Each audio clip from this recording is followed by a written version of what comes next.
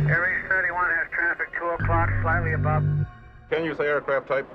Negative, center. No distinct outline. Tell you the truth, the target is rather brilliant. Wait a second.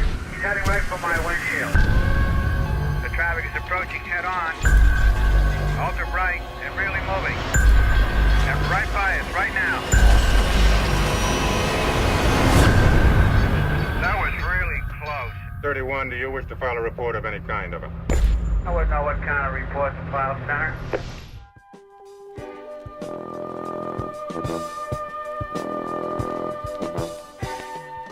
Evening guys, I just want to do a quick update on the Close Encounters build. So as I mentioned in an earlier video, right now all I want to do is, this cab is only laid on here. I just wanted to build a frame up to a point where I could put the cab and the box on here so that I can get the measurements to build the, I don't know what you call it, I guess the utility frame that goes over the box and extends out over the top of the cab. So I just wanted to build it up to this point just to get those measurements. So far the kit is not too bad. Bit surprising with the amount of flash and the amount of cleanup that you have to do, since this is a pretty new mold. It's not enough that would stop me from buying the kit again. I think I will actually buy another one of these. So far the detail seems pretty good, and like I said, it's, despite the bit of flash and cleanup, it is going together so far anyways. It's going together pretty good. Yeah, if you're expecting like a new Tamiya mold or a new Aoshima mold or anything like that, it's this does require some cleanup. There's no huge amounts of flash, but there is a surprising amount of flash and mold lines that I wasn't expecting for such a new kit. The other thing about this kit, sorry guys, just give me 1 second here. The other thing about this kit, for anybody who's thinking about buying it, you cannot build this version of the kit. This version doesn't exist in the box. Bit of false advertising on Mobius's part, in my opinion. This is the version of the truck that you can build. The parts do not exist to build this heavier duty style truck that's shown on the top of the box. So bit disappointed in Mobius with that, but I think Fireball Models has a conversion kit that will allow you to build that version. It's on the cover, it's on the box top, and that's why I said I'd probably end up buying another one of these, because I would like to buy that conversion kit and build the version that everybody wants to build. So yeah, like I said, this I'd call it false advertising, but whatever. So that's pretty much as far as I am with this. Building that frame will finally give me the opportunity to take this out of the box. I bought this, must be 2 years ago. I bought it when I was on a trip to Houston. I saw it in a hobby shop, picked it up. So that's just a trimming tool for cutting styrene. So I'll finally break that out and give it a try. I was going to do a stash update as well, but I have a new order of kits coming from HLJ that I was waiting on. Unfortunately, if you watched my earlier videos,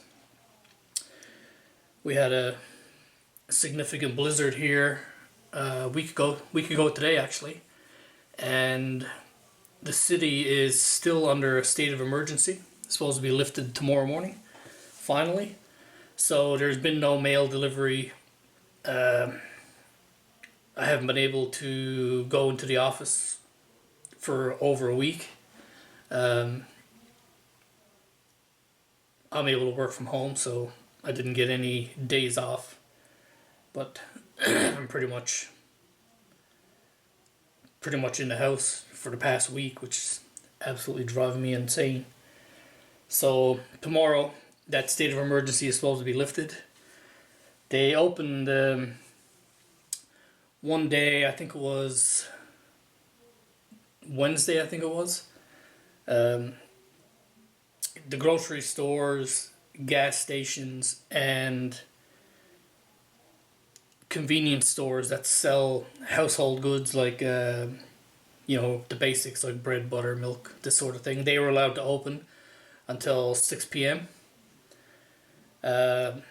So we were all, basically the city said in that span go out, buy enough stuff at the grocery stores for 24 hours or for 48 hours. So I went to the grocery store that day, but I wasn't even able to get a spot to park. It was such a huge crowd of people. So I just went to a convenience store.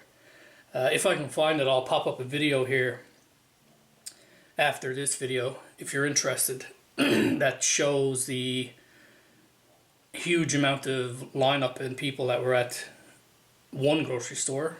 And that was the only one that they showed, but all the grocery stores in the city and surrounding areas was the same.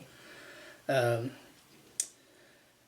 yeah, if it was only if only Black Fridays were as civilized as these shopping days were, yeah, things would be a lot better. But yeah, so if I can find that video, I'll pop it up right at the end of this for anybody that's interested. So other than that, still just working on the Camaro and hoping to get a bit of time this weekend. Hopefully do a bit of work on the Bismarck and a little bit of work on the Ferrari to kind of get that moving along as well. But anyways guys, just babbling here now, so as always, thanks for watching, and hope you stay tuned.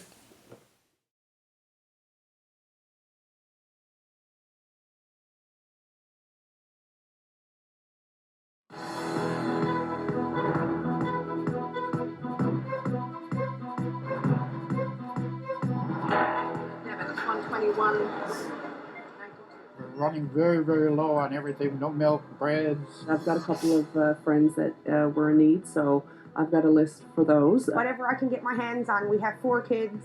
Well, there's 5 of us home, so we have some bread, some milk, so time to stock up on some more. We have prioritized lists for each section. It's moving pretty fast. I was way back there, so I would say we'll be there probably in 20 minutes. We baked a lot of stuff, got rid of all our ingredients and such. There's 3 of us and my mother as well I'm shopping for today. Staff's doing a fantastic job keeping people moving, and they were giving out water a couple minutes ago. So. Thousands lining up for hours to stock up on supplies. Some stores rationing bread and milk as people deal with day 5 of the state of emergency. Good evening and welcome to Here and Now. I'm Anthony Germain. In St. John's, some restrictions of the state of emergency will be lifted tomorrow. The airport is going to reopen and taxis are once again going to be allowed to operate. Oil companies will also be permitted to make their deliveries.